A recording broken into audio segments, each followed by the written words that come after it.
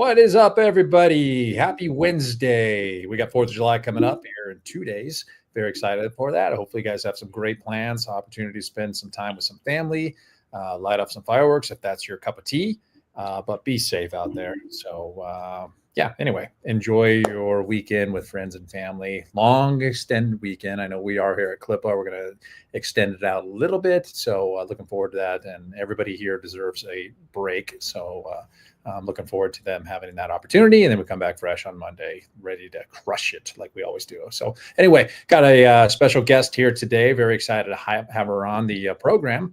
Sarah, welcome to the program.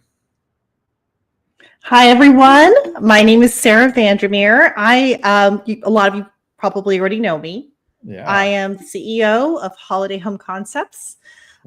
It's a software for rendering and design. So if you're a professional Christmas light installer or if you're a professional permanent lighting installer, our software helps you to do gorgeous renderings while measuring and calculating all of your materials to get together a really nice estimate so that you can get that out quickly, win more bids, and also so you can delegate that work to assistants and other people as well. Wow, Sarah, you just went right into it. I wasn't sure. You know what? I'm just going to sit here and listen for the next 15, 20 minutes. So you just talk. I wasn't sure. I wasn't sure if we were just doing that first and then the questions, or how That's exactly. Okay. There is no format. We just talk. We just have a good time, and we just try to help people out there. So appreciate that introduction. You guys have been doing this. When did you start Holiday Home Concepts? Well, we started, let's see, this will be 4 years, but 3 seasons. I'm a professional Christmas light installer myself. Yeah. And I've owned my lighting company for a decade. And so it was just one of those things where I was the only one who was doing the estimates. I was trying to Photoshop everything. It was just a lot of work. And I found myself up really late at night. I felt like I really couldn't delegate to people because they just weren't getting it the way I needed them to. Yeah. And so when I started missing like a lot of sleep, not getting to kids' events, I knew something kind of had to give. And so we had the opportunity to develop out a software, come up with a solution that really didn't exist, that was quite right for the market. And we went for it. Now, here we are.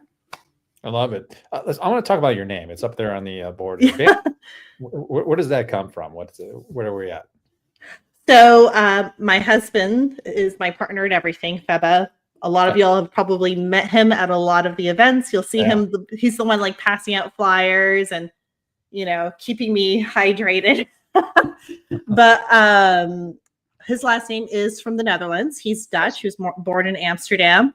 Okay. So that's kind of how it came about, which is why my actual service company is actually called Dutch Shine. Okay. So it's been a part of who we are for a long time. We actually just recently got back from the Netherlands. Okay. And, little known fact, the Dutch are the most hyper efficient, organized, clean, incredible, people. Yeah. And I think it got passed down from, he learned a lot from his dad, and then he decided to start his own thing. We started off with window cleaning. And then naturally, that kind of led into Christmas lights. We had the ladders and things like that. Yeah. So it was tough at first. I would be dropping off the kids in the morning at school, going with him to get to the jobs. I'd have an earpiece in, taking phone calls as I was cleaning windows or wrapping trees or whatever I had to do. Mm-hmm. And it wasn't till I want to say the 2nd or 3rd year that we started to make hires. And it's just grown every year since. Yeah. Yeah, everything's difficult in the beginning, and now look at you. Now you're on vacations for a month, going to the Netherlands and having a good time. Yeah, well, I think when it comes to business ownership, you get out everything that you put into it. And it's not for the faint of heart, obviously, as you know. It's something that you're doing after hours. It's something you're doing on your weekends and sometimes even on your vacations. Mm-hmm. But ultimately, I think there's nothing better than building something that you have ownership over. It's so fulfilling in so many different ways. You're not waiting for someone to give you a 2% raise. So if you've been on like the fence about, should I jump into Christmas lights right now? Is this a good time? Is the economy right? All these different things. The number one thing that I can tell you that every successful entrepreneur, including myself, has ever said is, I wish I started earlier. Yeah, I hear it all the time. You get that momentum going. Again, everything you put into it, you get out of it. So now here I am, 2 companies later. One of them is a software company, and I spend a lot of time traveling, meeting new people, and helping business owners kind of achieve their dreams and the things they want to do, which is really exciting to me as well. Yeah. Yeah. And you say the hours, weekends, holidays, everything. We are, as entrepreneurs, we're working, but we do it because we love it. And yes. Find that passion, in our work. And that's what keeps us going those 6-7 days a week. I know it sounds like, oh my gosh, in the beginning, it is a lot of work, but the reward you get out of it is something amazing. Oh yeah. Once you build your systems up, and you have set ways of doing things, I think it's a misconception that you're going to be the one doing all the manual work all the time as you grow through your business. And that doesn't necessarily have to be the case, especially if you come up with really good systems, you do really good trainings, like with CLIPA. It gives you a level of independence. Are you still kind of, guiding the ship of your company? Absolutely. Yeah. Will sometimes things still come up? Absolutely. We just spent 30 days in Europe, and our service company was able to continue to function without us. We were still booking you things. We were still sending people out. Our assistants were handling everything. Did we still have a broken windshield, a broken down truck, and a guy leave midway? Yes, we did. Yeah, of course. Why not? However, our team was prepared for these things. There was a system in place. They had someone to call. They knew, who was able to take the vehicle to the right place. We had the right phone number to get the windshield replaced. And quite frankly, we were really happy that we were able to get rid of this guy without having to fire him when we got back. So at the end of the day, it turned out just fine. And I know that if something happens, if, my husband falls or hurts himself, God forbid, if one of our kids are sick, I know I can take that time that I need as a entrepreneur to give to my family. So I always try to keep the end in mind. Like, what am I doing this for? Sure. What are you doing it for? And it's always for, your family and to get to that next part of your lives together. Yeah. And if all that stuff you talked about that happened while you were gone, you have a great staff that's going to handle that stuff. And I think if you approach it as an opportunity and not a setback, I think that changes your mindset and how you're going to lead and how you're going to show people to lead. So I think that's something you guys are good at. And, I've looked at your app, and I remember the beginning, you coming in that first time talking and so nervous. You were just like so nervous to do it. I think it was San Antonio, I believe. Yeah. I don't know if that was the first time, but now you're a pro. I mean, here you are 3-4 years later, and you're a pro at it. And I've seen the development of this app, and you guys, I mean, you are a company that when people speak, they want changes, they want it fixed, you guys take and run with it. I mean, I've seen the development of this app, and it's been, pretty outstanding to watch you guys build this thing. And every single time I get in there or see it, there's a new function, there's a new this. So you are a company that, listens to the people and makes the changes accordingly. I mean, sometimes you're not, well, I can't do that. I mean, we can't make that happen. But to help the installers in the field, you're making it better and easier and easier. So kind of talk about that path and that journey that you guys have been doing, and what has developed, and where are you getting your inspiration for developing this amazing app? Yeah, absolutely. So as you pointed out, we've come a long way since the first iteration of Holiday Home Concepts. Yeah. The very first version that we released, it was actually just supposed to be a concept software. And we had rolled it out just to our beta users. And they were like, I want to buy this. I need to buy it now. And we're like, are you guys sure? Because it is super buggy. It's not quite ready yet. And they said, it doesn't matter. It's the only thing that really works the way we wanted to out there. So we went ahead and released it tentatively. We were nervous about it, but the first year it was already taking off, and we were listening to people. So, initially, especially with new softwares, you get a lot of emails. People are like, "I want this," or "I want that," and we also were using it daily ourselves in our own company, and so we were just kind of seeing where the market was going and what needed to happen. And so after that first year, we pretty much took everything that we made and we threw it into just development. We didn't take a paycheck. We weren't owing money anymore, which is great. We weren't like in debt or anything. It had paid for itself, but we weren't making a penny on it at that point and putting a lot of work into it.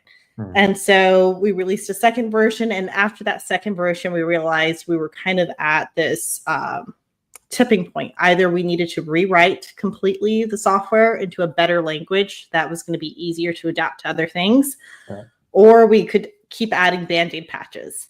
And then so we went ahead and sunk all those profits into hiring someone out of Silicon Valley to rewrite the complete software, which ended up being absolutely beautiful. We're so proud of it.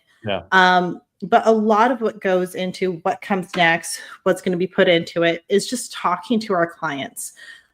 We have sets of clients that we call our super users that give us feedback. The users that have the hardest time adapting, I love those. I absolutely love those because it tells me like, okay, here, you have such a wide scope of people. Some people are really good at like little workarounds and they figure out things really quickly. And those who don't, I want to know how I can make this easier for you. How can I make it more adaptable for you? And we started going to a lot of conventions too. So everywhere we went, people were either saying, I love this, but just not that. Or I would really love it if I could see this particular feature. Or why haven't you developed something for this industry? And we keep notes of all those things. So everything you've seen now has just been an adaptation for how to make it better. And then also how we like to use it within our own company. So our background feature is one that was new last season. One of the big issues we were seeing is that, you had this beautiful rendering, but then there was the sun in the background, blue skies. And so we developed a feature that worked so you could make it feel like it was nighttime. We knew that the permanent lighting industry was starting to make huge headways, and there really wasn't anything for that. And so we put aside about 5-6 months and just pushed it out as hard as we could. And I am so excited because it's doing what we were hoping it would do. Good. Yeah, good. And I think that's important to get the consumer's feedback, because when you're developing something or building something, you get so into, and you know it front and back, and you're like, this is easy, but it's not consumers. And that's where it's important to get their feedback on, well, you're the one that built this. You're the one that, it knows it front and back. It's not as easy to the consumer. So I think that feedback is really what helps us get to the next level and make sure that it is user-friendly. Ultimately, they are the ones that are, using the product. So it's important to make sure that we cater stuff to their needs. Oh, absolutely. Our goal is just to make it an easier and easier process for them. So my goal at the end of the day is for someone to use our software and say, I can't imagine running my business any other way. This is the only way I'm going to do it. And I know there's been a few inspirations for us out there in our service business for softwares that we've used where I've said those same things. And so we've tried to really take on the values of the companies we admire. And that's really helped us. Like Kurt Kempton with Responsibid, I love what that guy has done. But the passion he puts into everything, the constant testing, the groups of beta users that he uses, he'll just go on interviews with people and say, like, tell me what you think of this. What do you think of this button here? Why wouldn't this work? He wants to know what you think. And so we've tried to do the same. Yeah, I love that. That's great. And that's why you guys are where you are right now, because very successful, doing well. And it's been really cool to see the development over the years. We were in the forefront, of seeing it, and it's cool to see where it's at today. So congrats to you. You guys have done a phenomenal job with this app. So very excited. Yeah, it's a labor of love. There's more things coming down the road. We've had a few speed bumps this year, but we're hopefully getting back on track pretty soon. And I am so excited to roll these new things out to you guys. Yeah. I know that CLIPA now has their own permanent lighting wing of things, the Q. Yeah. And so that's something we've been really excited to share with all of our current CLIPA users. Cool. Is that as well. And CLIPA has the best discount available from anybody. It's something we've always done for CLIPA. And so we're excited to continue that with you all. Yeah, well, thank you. Thanks for the plug too. I appreciate that. Well, you guys do great things. All the clients that I have that have come through you guys have always said, like, I'll get people who come in and they're like, I don't know where to go. I don't know who to shop from. How do I do these things? The people who come through CLIPA, though, they're coming in with a greater sense of confidence. Yeah. They feel like they have direction, and they also know that if they need help, obviously our company is always happy to help, but they know that they can go to you all, to the CLIPA girls, and they're going to get the answers and information that they need. Yep. I wish there had been something like that when we started our company a decade ago. I'm sorry. I was about 3 years too late for you. Sorry about that. But you did okay.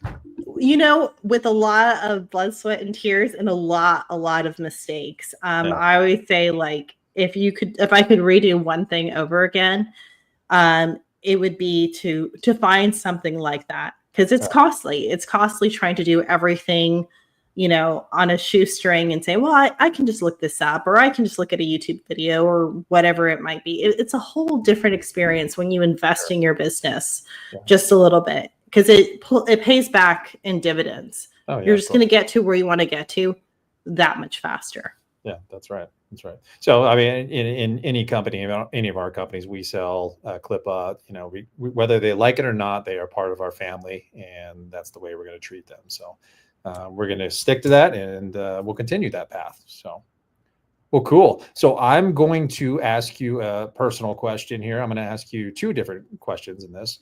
What is Sarah doing to level up on a personal side in 2025? Well, and in October, I turned 40. Okay. And so I am calling this my year of 40. And I'm starting to work out a lot more. I've been changing my diet. Before this was just working an obscene number of hours a week, and I decided that needed to stop. Yeah. And that I needed to delegate way more, that my staff was capable. I just needed to trust a little bit. Yeah. And to start to travel for pleasure, not just for work.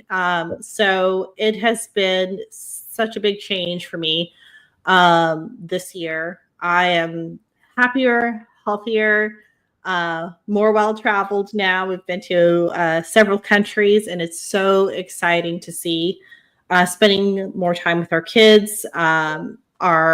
We've got one who's in college now, one who's going to be starting her senior year, and, you know, a son who's starting high school. So we were just trying to get that last little bit of time with them in before they're completely flying the coop. But then the other thing is, you know, some of the things I've been doing for a little bit now is I've joined a bunch of masterminds for people who owned softwares, looking kind of outside of the box, talking to people who work in software and in the industry for other things as well. Yeah. And really kind of expanding our horizons a little bit. Yeah. So that has been really cool, because we've taken so many cool ideas that we're ready to implement now for holiday home concepts. Good. Well, you knocked them both out of the park. That's amazing. And congrats on, you know, the fitness and all that fun stuff, and the travel. That's beautiful. So I'm glad you're able to find that, and looking forward to seeing you out at CLIPA Con.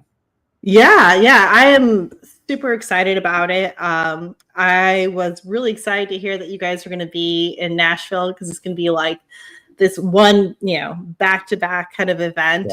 Yeah. But I think it's great, because there's so many people, I think, that if they're going to do something for their company, sometimes they don't have the resources to do 2 or 3 events throughout the whole year. They have time to go to one big event. Yeah. And so if you have the opportunity to get an awesome class like the one that CLIPA offers and get all of the amazing talks and everything else that the Huge offers in one go ahead and do it. The Gaylord Hotel is pretty dang awesome. So there's lots to do in Nashville, obviously lots of music, lots of great stuff.